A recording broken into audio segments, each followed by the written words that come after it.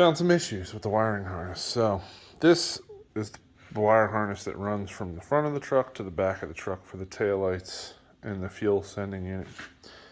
Now I took all the wrapping off of it because that's a thing that I do when I'm planning on reusing a harness on an older vehicle, and I want to make sure that the harness is good. So I'll take all the factory wrapping off, and as I do it, I will electrical tape the location of certain connectors so they stay where they're supposed to be, and that sort of thing. And then I just slowly work my way down the wire, unwrapping it. And I didn't find any surprises until I got towards the cab side of the harness. And I'll show you here. I got to this section of wire here, and there was two wires that were pretty melted together, and touching, shorting out, whatever you want to say. This green one here and this yellow one. So any car that I might be wanting to restore or keep and reuse the harness, I always take the jacket off the harness the whole way on everything and check for that sort of thing, because you do not want your vehicle burning to the ground or just simply having issues with lights later on down the road, and you try to troubleshoot, and you have no idea that this is buried in the harness along the chassis. So just a little tip, if you guys are going to reuse wiring harnesses for older vehicles, to take the factory wrapping off of the whole harness and check it. And then when you're done, just buy wire loom at Harbor Freight or hardware store or wherever you can buy split loom, wire loom. You can buy it on Amazon in bulk. As you can see, I have some bulk rolls of it up here. And then just recover the wire with that stuff. It'll be just fine. And then you have the peace of mind that, hey, I checked that harness and it was good. The taillight harness is another whole fiasco. I found this underneath. These wires were melted together as well. And in several places there's damage. There's some damage there. Several places the wire harness was damaged. This wire here was completely broken in half. I tied it in a knot just so that I know where it goes for when I decide to rebuild this harness or buy a new one. But there was damage in this as well. So just something to keep in mind when working on these older vehicles. I'll probably see if I can source a new harness for the taillights. This plugs in at the bumper, and then this is the harness that goes to the right and left taillight. And, so, yeah, the reverse lights on this truck weren't even wired up, so I don't even know where they would even wire up to.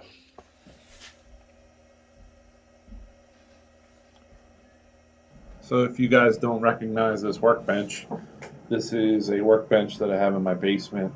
I do some woodworking and some electronic repair stuff down here.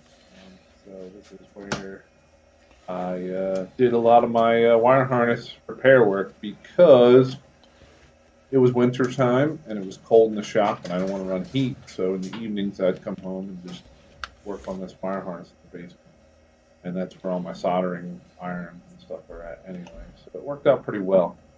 And there I am, adding wire to this harness, fixing some bad sections, and using heat shrink tube with adhesive to fix everything. And this is the main harness that runs from the front of the truck to the back of the truck. And then we'll move on to something else.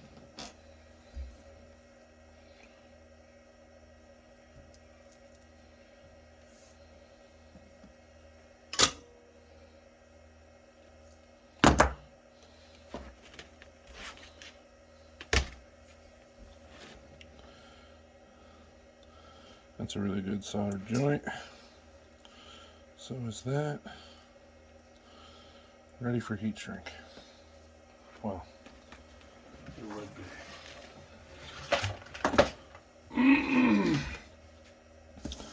I don't like to leave this flux on here. So I'll hit it with a little bit. It's flux remover.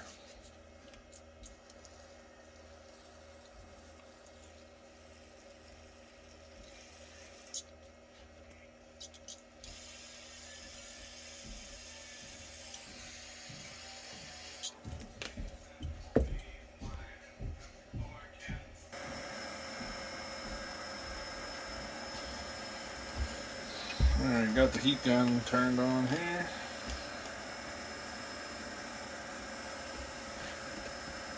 Make sure that's in frame.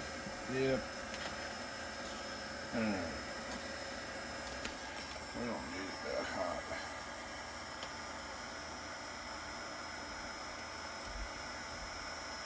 This is a Steinel heat gun. It's pretty expensive, but works well. Digital readout, 3 different fan speeds. This is the heat shrink loop. This is adhesive heat shrink. It's got the glue in it.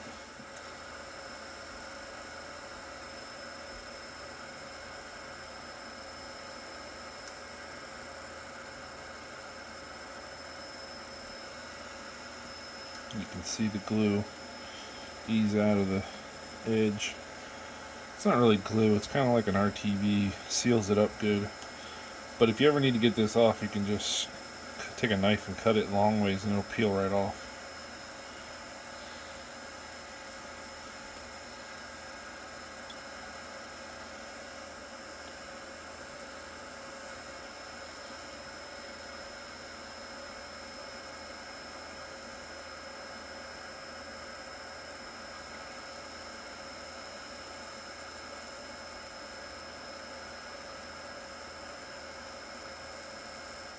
I think I'm just going to cut it, strip it, and just solder it to itself instead of adding wire to it. Let's see.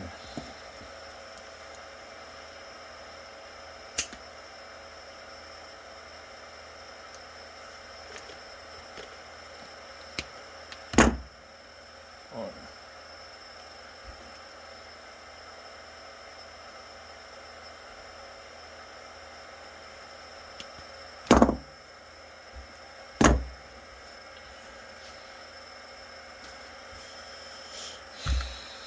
I'm not really losing any wire.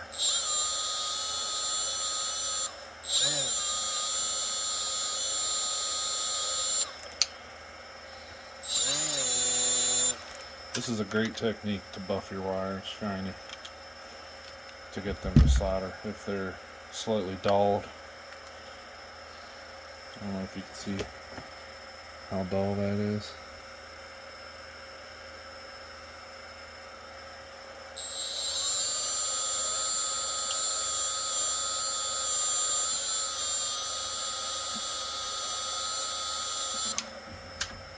And then the difference, believe me, makes a big difference. And I'm going to put red on this one.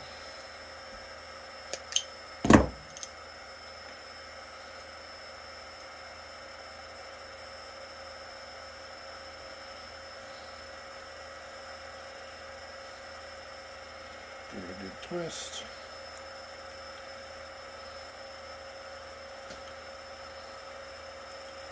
And just like before.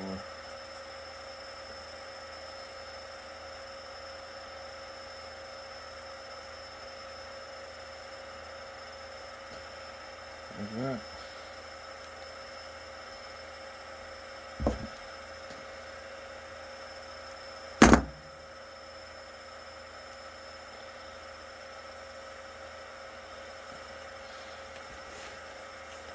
Never had one of these connections fail me yet. Been doing this for probably 10 years, 15 years. I wire trailers this way. I wire pretty much anything. Use the same technique. Have yet to have a connection fail.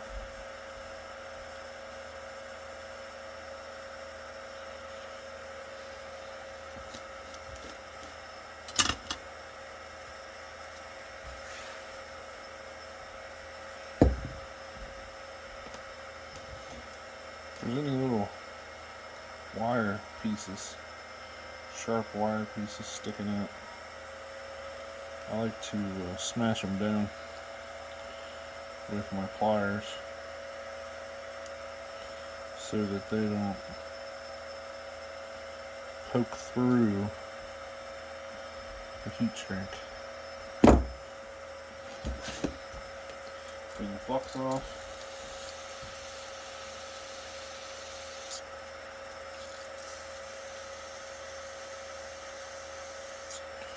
Good enough. You don't have to do that.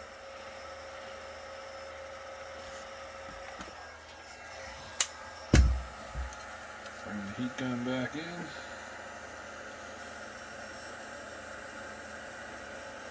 I don't know, I find heat shrink mesmerizing.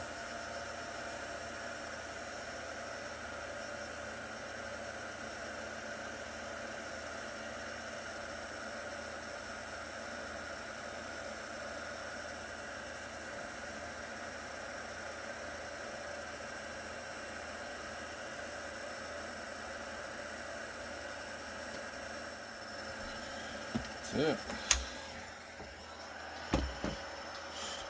Well, this harness is fixed as far as I'm concerned. I checked all these other wires and they are fine. There's some spots where you can see where these bad wires were melted to them, but their jackets are fully intact. Alright, so I was under further inspection. This wire where the other one was burnt to it actually is exposed. So I'm going to cut, strip, and do the same thing as the other. I would like to not have to cut it, but there's no way to get heat shrink on it without cutting it, so I just cut it dead center of the damaged area, strip it back about an inch on either side.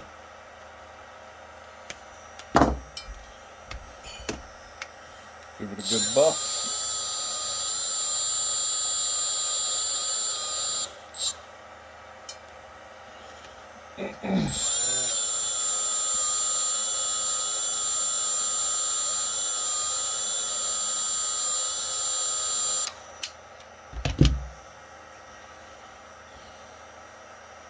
Slide on some heat shrink.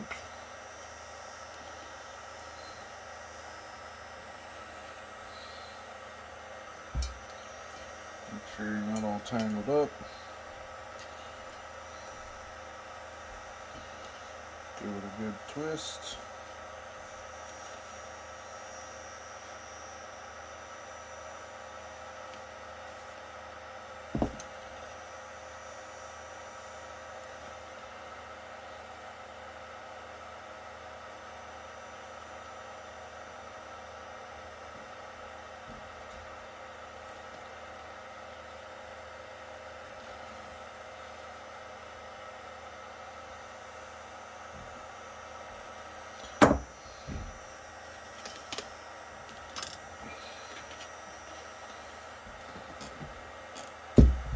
I do have helping hands here, I guess I could use them.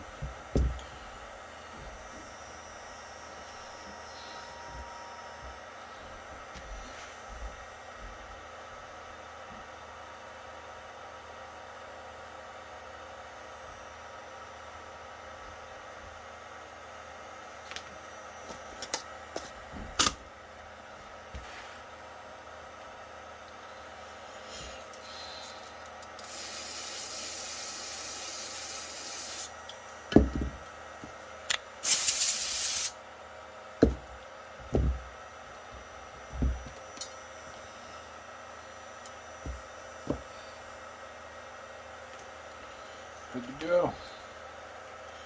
Slide the heat shrink over.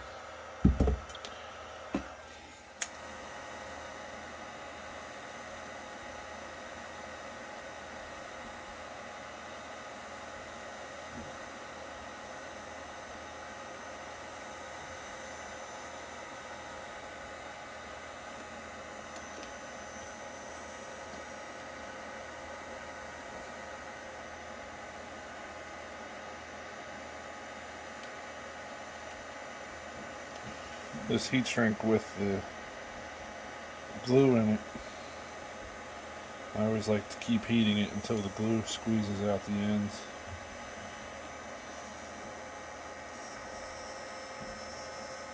Just like that. Alright. Well, let me check these other 3 wires again, just to be sure. So what I did was I pulled it even from each end, and here's what we got. These 2 are shorter because I just cut them, so this one's longer because I added to it. So what I'm going to do with these is I'm kind of just going to wrap them around to take up the slack, or I might just wrap it like this loosely. Yeah, I might do that.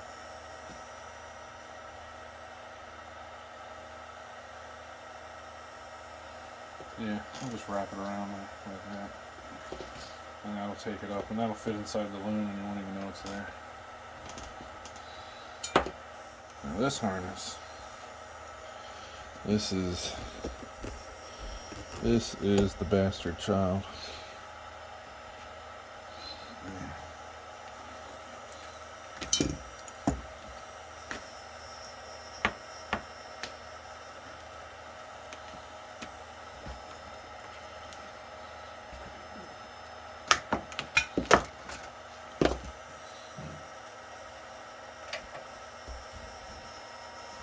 Alright. So, my dad had wired in trailer lights here. A trailer light plug. And he actually soldered it, which surprised me. He didn't really use heat shrink. Heat shrink wasn't really a thing back then. If you guys are wondering where I am, I'm not in the shop. I'm in my basement. I have a workbench down here as well. This is supposed to be a woodworking bench, but in the winter it becomes an everything bench because it's too cold. I'm not going to turn the heat on in the shop and try to warm up the shop for a couple hours each night. It just wastes too much fuel. So I work in my basement where the house is heated. So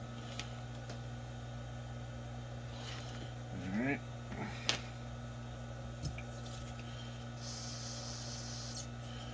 You guys probably thought I forgot the heat shrink, but I still have an opening for it.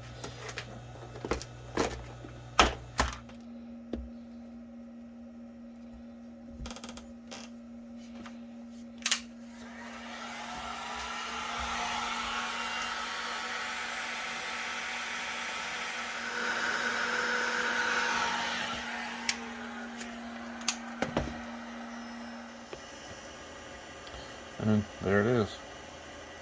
The connector is now heat shrunk and sealed, so water intrusion cannot go up inside the socket anymore. Now I can do my wiring, and we can continue this saga.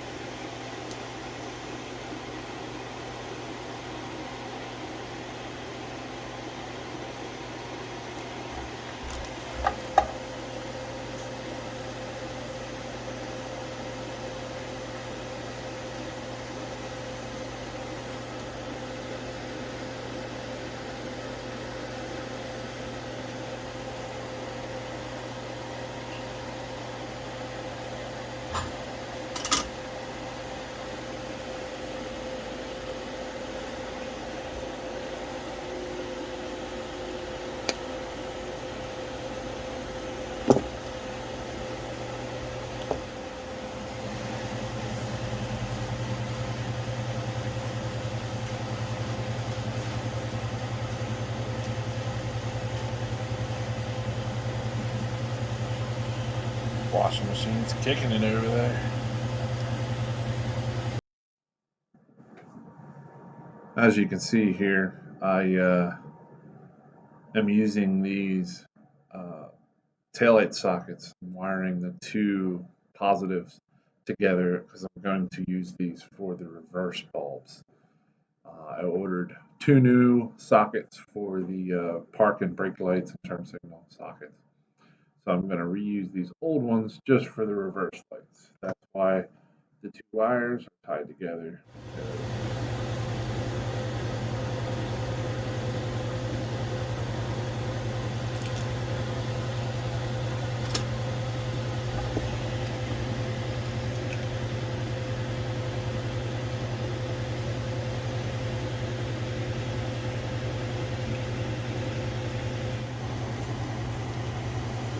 Alright, so.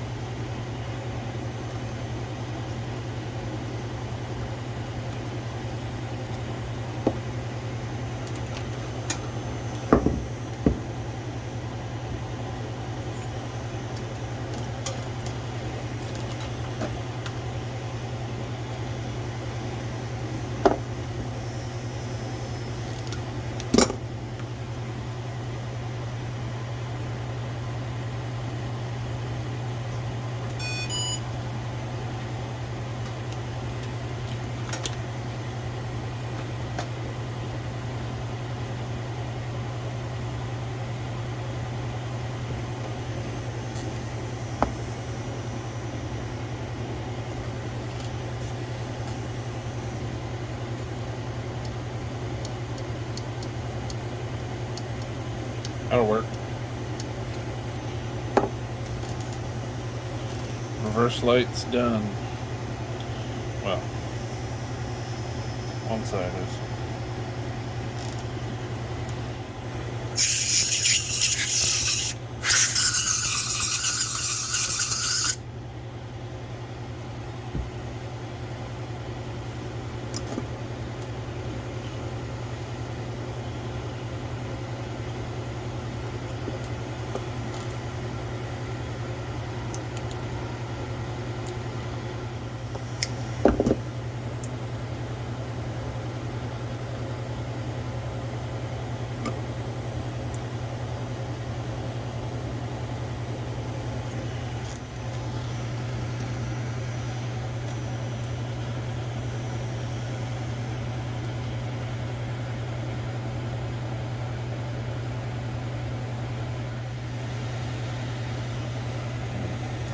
See, seals them up very nicely.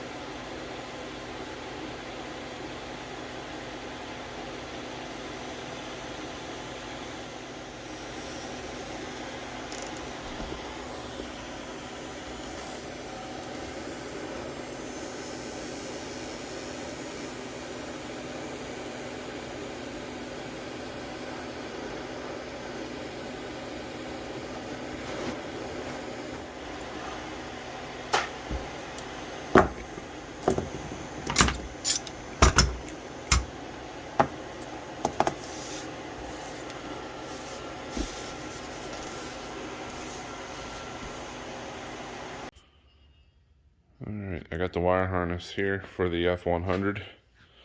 I added this fuse box, got rid of the old one, separated all the circuits out, and it's going to work out nice. Pretty much using almost all of them.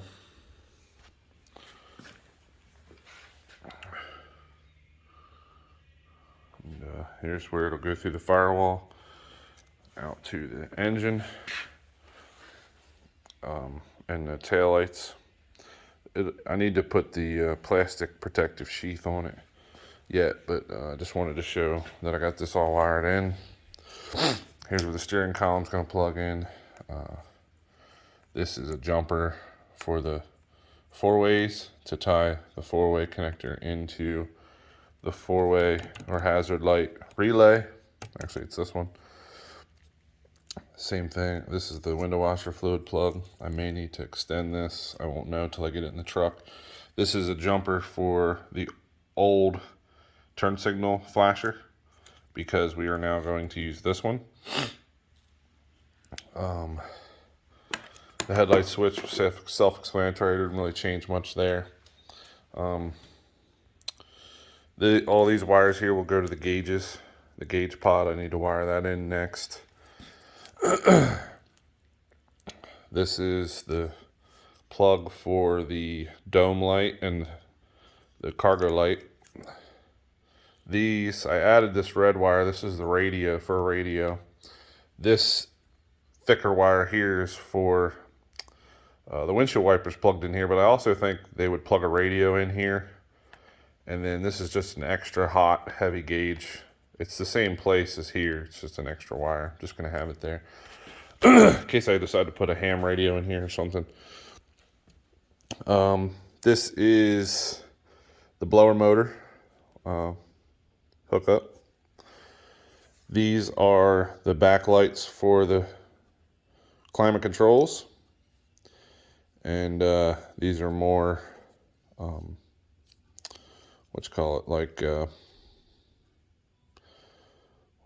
dash lights, like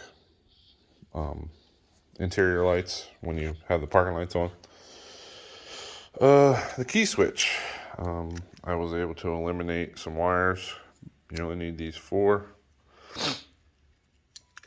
And then this is the brake light switch. I'm probably going to, I don't know, might rewire these, I'm not sure. But it all works. That's really all that matters. The whole system's fed by this 8-gauge heavy wire that goes out from where the battery will be, and it feeds the whole fuse panel. This wire here is for the door jam switch for the dome light. It's still in its factory position, basically. This is a hot all the time for the glove box light. Probably won't use because I don't have a glove box. This plug here is for the fan motor resistor. This is where it'll go through the firewall. And then we have the wires coming out that'll go into the engine. Now these are all long on purpose because I don't know where they're going to go yet. But basically you have, I made this yellow wire. This will be the coil wire. This will be the coil wire. It's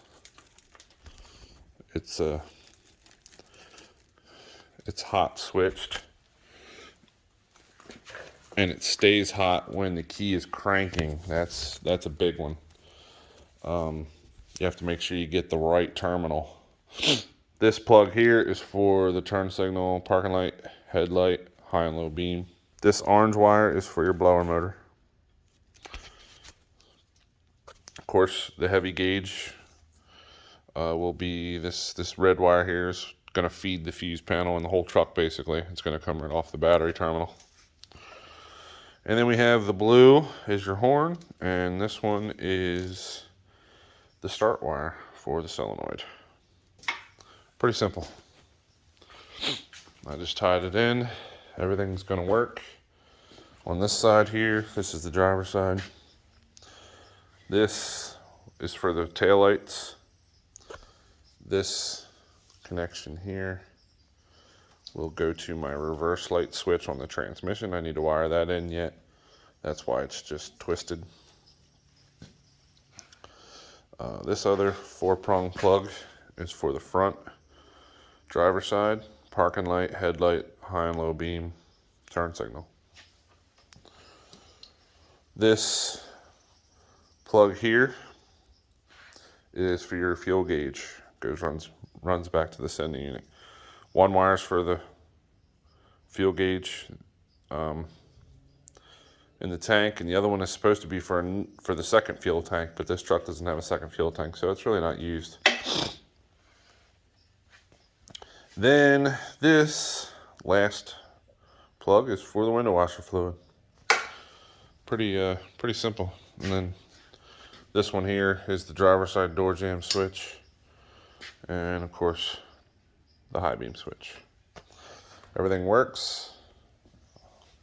I bench tested it with the power probe and a light and the tester, and all the circuits work like they should. The turn signals, I plugged the steering column in and made sure the turn signals and the 4-ways all worked.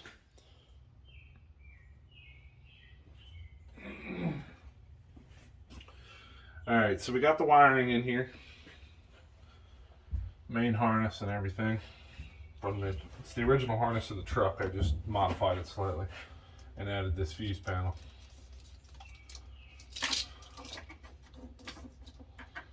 And I gotta put in these door switches, so I'm just gonna feed that in there in the meantime.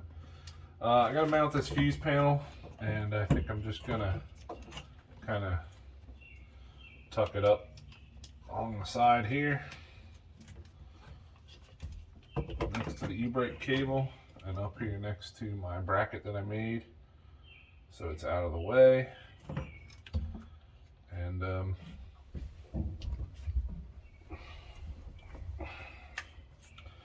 all right, I got some of these self-tapper cheap tech screws. You can get big boxes of them really cheap, just to zip it in, and that'll get my locations for the holes on the other side of the firewall. Then I can drill larger holes and put nuts and bolts in, machine screws.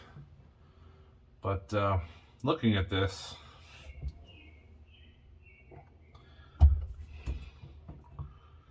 I guess it'll be fine. If I pull these wires away from this e-brake, the e-brake's not, yeah, that'll be good. Kind of just gotta figure this all out, because this isn't, you know, it's not factory by any means. Like that. See how easy they go in? And that you know, that'll mark your hole through the firewall to the other side, and then I can get a bigger drill bit and drill back through this way.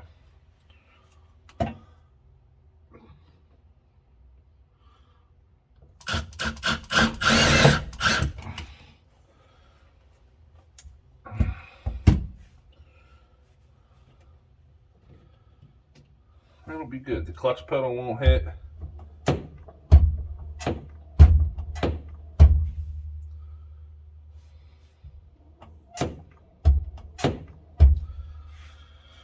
The clutch pedal won't hit it, and the e-brake pedal won't hit it, and it'll be up out of the way. But still very accessible. So take these screws back out, and then we will go see what we're going to use. I said we're going to use some machine screws and nuts, but we'll have to drill bigger holes.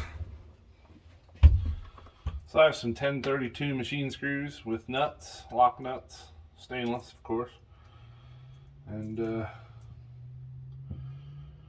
figure out what size bit we need. Maybe 3/16. Yeah, 3/16 is gonna be the size we need.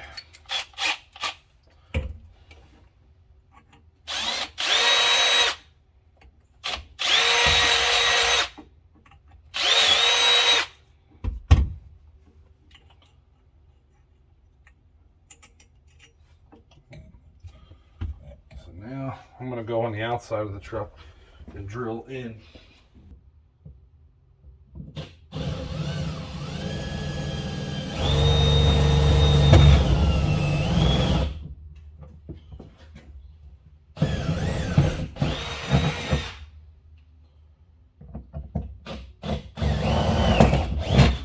Alright, so what I'm going to do is I'm actually going to put the screws facing in. That way, on the engine side, you don't see any screws, you just see the round heads. I think it'll look much cleaner that way.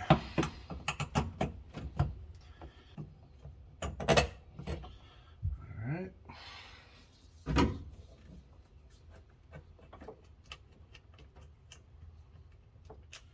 3/8 socket. And we'll run these nuts down.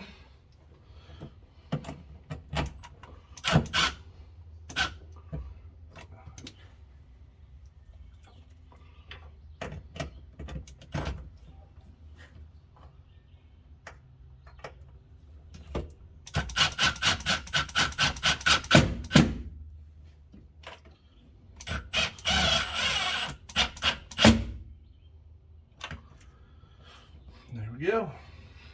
Fuse box is mounted. Like I said, I'll come in here later and clean up this wiring once I know that I have all the circuits I needed hooked up and anything added extra. And then we'll be good to go.